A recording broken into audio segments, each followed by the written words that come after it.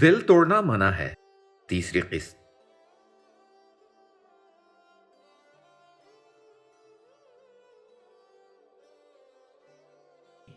जोया भी कभी कभी सुबह सवेरे नाजिल हो जाती थी।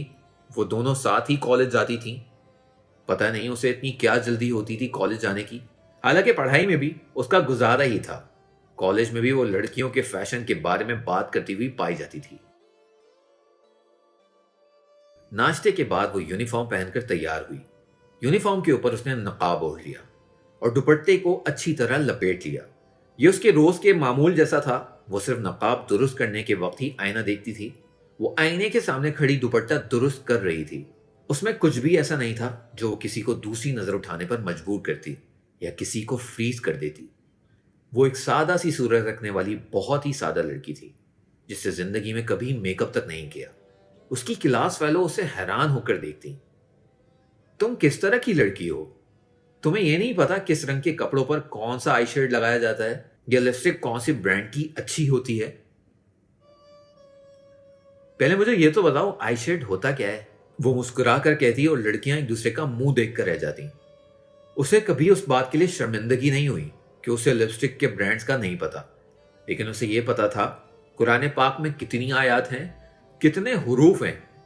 उसके लिए साल में जो चंद जोड़े बनते वो अम्मा की मर्जी के होते। उसे कपड़ों के डिजाइन्स का बिल्कुल नहीं पता था। जो मिल जाता वो पहन लेती। अब्बू का उसका बाहर आना जाना ज्यादा पसंद नहीं था। वो बहुत पुराने ख्यालात और मजहबी थे, इसलिए वो बड़ी होने के बाद भी बाजार कभी नहीं गई। एक बार उसने अब्बू को अम्मा से कहते हुए सुना, हमें हमारी नूर पर पूरा भरोसा है लेकिन वक्त का कुछ नहीं पता। उसे यह बात सुनकर बहुत दुख हुआ। अपने बारे में उसे यकीन था वो जिंदगी में कभी कुछ ऐसा नहीं करेगी जिससे उसके वालिदैन को शर्मिंदगी हो।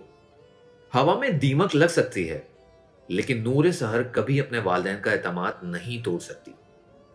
उस रात उसने खुद से अहद बांध लिया था वो कभी उनका यकीन नहीं तोड़ेगी। मगर कुछ फैसले जिंदगी अपनी मर्जी से करती है और इंसान बेबस होकर रह जाता है।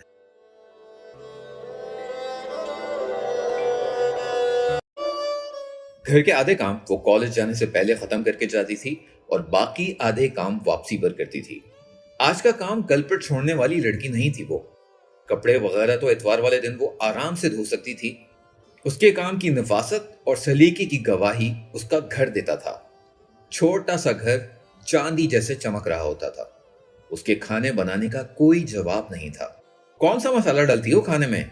आंटियां पूछती और वो मुस्कुरा कर कहती, जब तक खाने में मोहब्बत का जायका न डाला जाए तब तक खाने में जायका नहीं आ सकता।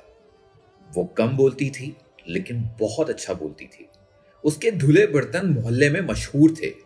पुराने स्टील के चमकते बर्तन घर में सब्जी देने वाला खुद आता था। रोजाना वो और अम्मा दरवाजे पर ही उनसे सब्जी ले लेती थी। बहुत कम ऐसा हुआ कि सब्जी वाला आया हो और अम्मा घर पर मौजूद ना हो। उस बात का तो वो खुद ही ख्याल रखती थी और अरमान तो खेलने बाहर निकल जाता था। ऐसा बहुत कम होता, मगर कभी जो इधर उधर हो गई तो कांपते हुए जाती और दरवाजे से हाथ निकालकर बुजुर्ग सब्जी बेचने वाले से सब्जी लेती। और अगर कभी वो सब्जी देने ना आता तो ऐसे में उसे बाजार भेज देती। मर्द जात से उसका वास्ता बहुत ही कम पड़ा था। उसने हमेशा चाहा कि मर्द जात से दूर ही रहे। उसके घर का जैसा माहौल था और अब्बा अम्मा की जैसी परवरिश थी, वो किसी की तरफ आंख उठाकर देखने का सोच भी नहीं सकती थी। उस बात के लिए अब्बू ने उसे कभी मना नहीं किया था, मगर वो जानती थी ये तमाम बातें उन्हें बिल्कुल पसंद नहीं। वो खुद उनकी पसंद नापसंद का ख्याल रखती थी। अब्बू ने हमेशा कोशिश की कि उसे घर से बाहर न जाना पड़े।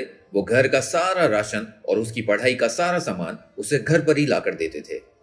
वो शुरू से ही ऐसी थी, मर्द जैसे इस दुनिया के हैं ही नहीं। वो कोई और मखलूक है जो गलती से जमीन पर आ गए हो और उनको देखकर वो उससे कतराने लगती या फिर आंखें ना उठा पाती। बाहर के मर्द तो फिर भी खैर होते हैं, वो तो अपने ही कजन से खिंची खिंची सी रहती। उसके कजन्स को उसका चेहरा तक भूल जाता। एक ही घर में रहने के बावजूद भी उन्होंने उसकी आवाज महीनों महीनों नहीं सुनी होती। वो सबके लिए एक सवालिया निशान थी। मुझे तो ये डर खाए जा रहा है कहीं तुम अपने शौहर के साथ ही पर्दा ना करो। जोया जब उसकी कुछ आदतों से जज हो जाती तो उसे ऐसे ही सड़े हुए जुमले सुनने को मिलते। उस दिन भी तो जोया और फुप्पो को यकीनन बुरा लगा था जब वो कॉलेज जाने के लिए तैयार खड़ी थी और जोया आ ही नहीं रही थी। बार बार घड़ी को देखते हुए उसे एहसास हो रहा था वो लेट हो रही है। ऊपर से मौसम भी आंख मचोली खेल रहा था। आसमान को सुबह ही सुबह स्याह बादलों ने घेर लिया। ऐसे में उनका घर से जल्दी निकलना जरूरी था। तंग आकर वो खुद ही उनके पोर्शन की तरफ चली गई। वहां फुप्पो और जोया के साथ जो तीसरा शख्स मौजूद था वो हशर था। हशर की नजर उस पर पड़ चुकी थी। अब उसके पास आगे जाने का रास्ता नहीं था और वापस पलटने में उसने एक लम्हा नहीं लिया। उनको सलाम करके वो वापस पलटी। और नूर, कहां जा रही हो? चाय पीते जोया ने उसे पीछे से आवाज दी, मगर वो रुकी नहीं और तेजी से अपने पोर्शन में आ गई।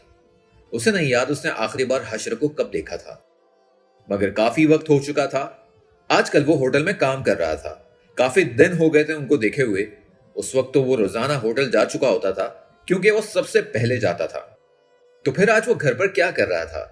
शायद ये इत्तेफाक था। हशर ताया के बेटों की तरह लोफर टाइप नहीं था। वो इंतहाई सुलझा हुआ और संजीदा था। फिर भी वो सारे मर्दों को एक ही सफ में खड़ा करती थी। अंदर क्यों नहीं आई तुम? जोया ने कॉलेज जाते हुए उससे पूछा। वो काफी नाराज भी लग रही थी। बस ऐसे ही, वो हशर भाई बैठे थे तो। उसने इस मौजू को टालना चाहा, मगर सामने जब जोया हो और खुसूसन उसकी आदत बाल की खाल निकालने वाली हो तो ऐसे में बचना बहुत मुश्किल था। तो वो तुम्हें खा जाता क्या? जोया ने गुस्से से उसे देखा। बस बस मुझे ये सब अच्छा नहीं लगता। तुम्हें पता है अम्मी को कितना बुरा लगा था, और भाई भी जाने तुम्हारे बारे में क्या सोच रहे हैं। हाँ, यकीनन पप्पो को इसका यूं मुड़ना नागवार गुजरा होगा, मगर उनके लिए वो अपने अहद तो नहीं तोड़ सकती थी ना। और हशर ने जो सोचना है उसके बारे में सोचता रहे। अगर लोगों के बारे में वो सोचती तो वो दुपट्टा और नकाब ही कभी ना लेती। आसमान पर बादलों की तादाद में इजाफा होता जा रहा था और वो दोनों अपनी गली से मुड़कर दूसरी गली में दाखिल हो चुकी थी। सारी गलियां टफ्टाइल और साफ थीं। इस वक्त गली में इतनी खामोशी थी कि दोनों की हील की टक टक की साफ आवाज सुनाई दे रही थी। अक्सर वो गाड़ी में कॉलेज आती थी। ड्राइवर उनको ड्रॉप कर जाता था, मगर जब वो किसी और के साथ गया होता तो वो दोनों अकेले पैदल बातें करते हुए आ जाती। कॉलेज घर से ज्यादा दूर नहीं था। वो दोनों साथ ही कॉलेज जाती और वापसी पर भी इकट्ठे आती। फुप्पो को तो जोया के अकेले आने जाने पर इतनी फिक्र न थी, लेकिन अब्बू को इसका अकेले कॉलेज जाने पर बहुत एतराज था। जब कभी जोया कॉलेज से छुट्टी करती तो अब्बू या अम्मी उसमें से कोई एक उसे कॉलेज ले जाता, या वो छोटे अरमान के साथ चली जाती, या फिर इन तीनों ऑप्शंस में से कुछ ना होता तो वो छुट्टी कर लेती। कभी कभी वो रिक्शा पर कॉलेज आती जाती, लेकिन अक्सर वो बेशतर पैदल आती। जोया को पैदल जाना पसंद था। बकौल उसके डाइटिंग की भी जरूरत नहीं पड़ती और आसपास कुछ नया देखने को भी मिल जाता है, जैसे मोहल्ले की औरतों की लड़ाइयां वगैरह और पकोड़े भी। जोया गली में बैठे बाबा जी से पकोड़े जरूर लेती थी, तब जब उसे बहुत भूख लगी होती, तब भी जब उसे भूख ना लगी हुई होती, तब जब वो घर से नाश्ते किए बिना निकलती, तब जब वो सांस ले रही होती। आज मौसम बहुत खराब है। आसमान की तरफ देखते हुए बुरा सा मुंह बनाकर जोया बोली। नहीं तो, आज मौसम बहुत अच्छा है। उसने फौरन उसकी बात को रद्द करते हुए कहा। जोया ने एक बार फिर आसमान की तरफ देखा। वो उसकी बात से बिल्कुल इत्तेफाक नहीं रखती थी। बस मुझे डर है कहीं बारिश ना हो जाए, जोया ने बालों की लट पीछे करते हुए कहा। वो दुपट्टा गले में लटकाकर चल रही थी। घर से दुपट्टा सर पर लेकर निकलती थी और गली में उसका दुपट्टा सरकते सरकते गले तक आ जाता। उस वक्त चलते हुए वो दोनों बहुत अजीब लग रहे थे। जिस तरह उनके लिबास के अंदाज में फर्क था, वही फर्क उनकी सोच में भी था। अगर बारिश हो गई तो मेरा सारा मेकअप खराब हो जाएगा। उसने आंखें फैलाकर जोया को देखा। वो लापरवाही से इधर उधर देख रही थी। वो नहीं सुधरने वाली थी। जोया को रोज ये बात याद दिलानी पड़ती कि वो किसी फैशन शो में नहीं बल्कि कॉलेज जा रही हैं, मगर उसके अंदाज से हरगिज नहीं लगता था। ताया की बेटियां प्राइवेट कॉलेज में थीं। उनको लाने ले जाने के लिए एक टैक्सी मुकर्रर थी। जोया के मेकअप को अगर 10 से ज़र्ब दिया जाए तो हासिल ज़र्ब नीलम और निशा होंगी। चलते हुए वो दोनों बातें भी करती जाती। वो हमेशा नजरें नीचे करके चलती थी। ये उसकी शुरू से आदत थी। फिर चाहे गली में आग ही क्यों ना लगी हो, उसने कभी सर नहीं उठाना। तुम्हारी गर्दन अकड़ नहीं जाती नूर? जोया कभी कभी झुंझलाकर पूछती। जिस तरह से तुम यूं बिना रास्ते देखे हमेशा सर झुकाकर चलती हो, मुझे डर है किसी दिन मुंह के बल गिरोगी। वो ठंडी सांस लेती। بات اگر دنیا کے آخری بر اعظم پر بھی ہو رہی ہوتی تو گھوم پھیر کر اسی پر آنی ضروری تھی۔ مجھے یقین ہے میں سر جھکا کر چلنے کی وجہ سے کبھی نہیں گروں گی۔ ہاں، اگر میں سر اٹھا کر چلوں گی تب شاید ضرور منہ کے بل گر پڑوں۔ زویا اس کے سامنے ہاتھ جوڑنے لگی۔ اس کی تو فلسفی سے خدا ہی بچائے، باتیں کرتے کرتے کب کالج آ جاتا پتہ ہی نہیں چلتا۔ میڈیکل کالج، اس کا باپ اسے بہت بڑا ڈاکٹر بنانا چاہتا تھا اور وہ اپنے باپ کی خواہش کو پورا کرنے کی پوری کوشش کر رہی تھی۔ وہ ایک ایسی عورت تھی جو زندگی میں کبھی آنسوؤں سے متعارف نہیں ہوئی۔ زندگی نے ان کو کبھی رونے کی وجہ ہی نہ دی۔ کیا تھا جو ان کے پاس نہیں تھا؟ آخر کون سی چیز تھی دنیا کی جو ان کی دسترس سے باہر رہی ہو؟ زندگی میں جو چاہا تھا وہ سب کچھ تھا ان کے پاس۔ دولت اتنی تھی کہ اگلی 7 نسلیں بھی گھر بیٹھ کر کھا سکتی تھی۔ ایک جان سے عزیز بیٹا جو اپنی ماں کے ایک اشارے پر اپنی جان وار سکتا تھا۔ شہرت، رتبہ، سب کچھ تو تھا ان کے پاس۔ ان کے پاس کوئی ایک وجہ بھی تو نہیں تھی ایسی جس سے وہ زندگی سے شکوے کرتی۔ ایک شاہانہ زندگی گزارنے والی خاندانی ملکہ۔ ان کا نام رئیسہ تھا اور وہ رئیسہ بیگم کے نام سے جانی جاتی تھی۔ جتنا وزن ان کے نام میں تھا، ان کی شخصیت اس سے کہیں زیادہ باروب تھی۔ پوری زندگی دولت اور رتبے میں گزارنے کے بعد وہ کسی حد تک مغرور اور خود پسندگی کا شکار تھیں۔ امیری ان کو وراثت میں ملی تھی اور قدیم طرز کی شاہانہ زندگی بھی۔ زندگی گزارنے کا ان کا اپنا طریقہ تھا۔ وہ نوکر تک خاندانی رکھنے کے قائل تھیں۔ انہوں نے زندگی میں کبھی غم نہیں دیکھے۔ سونے کی محل میں رہ کر انہیں غریب، حقیر، کیڑے مکوڑے لگنے لگے۔ انہیں کبھی کسی غریب پر ترس نہیں آیا۔ ہر غریب سے نفرت ہی ہوئی۔ وہ غریبوں کو پیسے دیتی تھیں اس لیے نہیں کہ انہیں ہمدردی تھی، ان سے وہ بس اگلے دن کے اخبار میں اپنی تصویر دیکھنا چاہتی تھی۔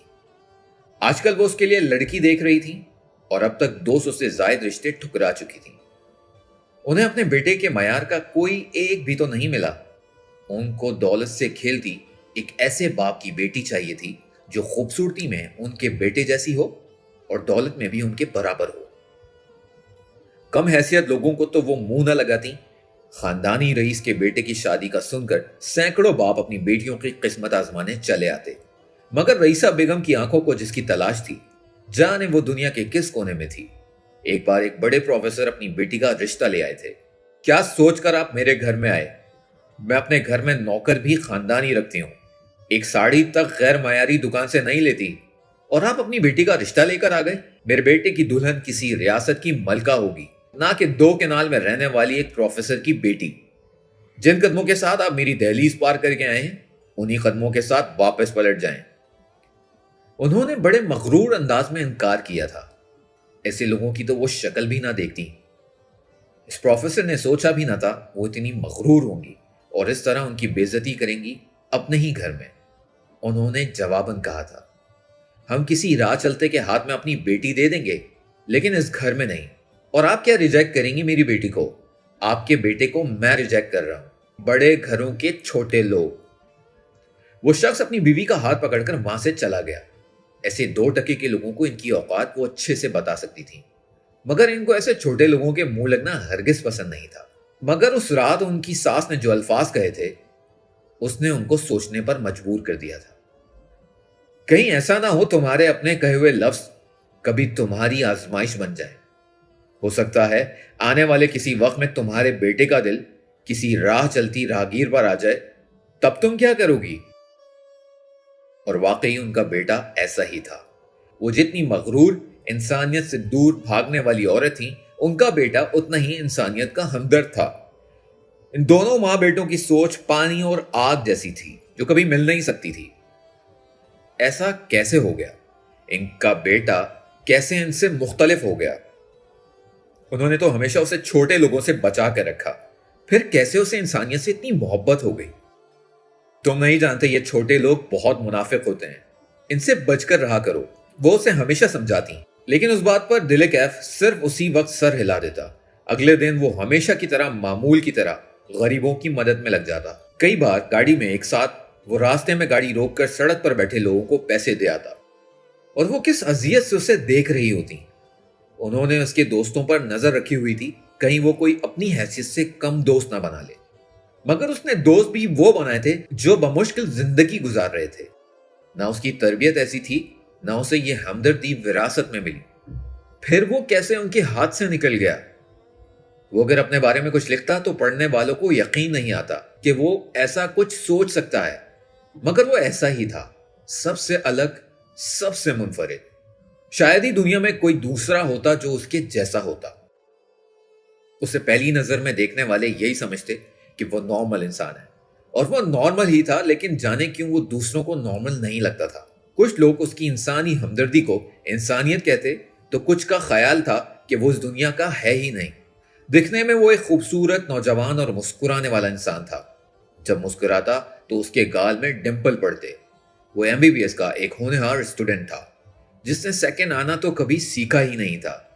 اس کے والدین نے اسے دل کیف نام دیا تھا۔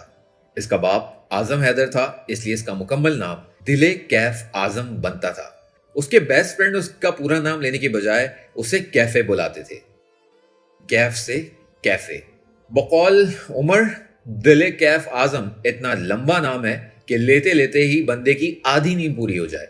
تمہارا اتنا لمبا نام یاد کرنے کی بجائے میں سیلیبس پر رٹا مار لوں، شاید فیوچر میں کچھ کام ہی بن جائے، عمر اکثر اس سے کہا کرتا تھا۔ وہ کالج اور کالج کے باہر کیفے مشہور تھا، بہت کم لوگ ہی اسے دل کیف کہتے تھے۔ اس کا رزلٹ ہمیشہ سے دل خوش کر دینے والا رہا اور کچھ کا دل جلانے والا۔ وہ ماں باپ کا اکلوتا تھا، مگر اس کے بارے میں یہ بات نہیں کہی جا سکتی تھی کہ والدین کے لاڈ نے اور بے تحاشا محبت نے اسے بگاڑ دیا۔ وہ بگڑا ہوا تو تھا ہی نہیں، ایک سلجھا ہوا، باشعور، بہت ہی پیارا، سب سے محبت کرنے والا، سب کا خیال رکھنے والا، اور اس کی رحم دلی کے قصے تو پورے کالج میں مشہور تھے اور پورے شہر میں سنائے جاتے تھے۔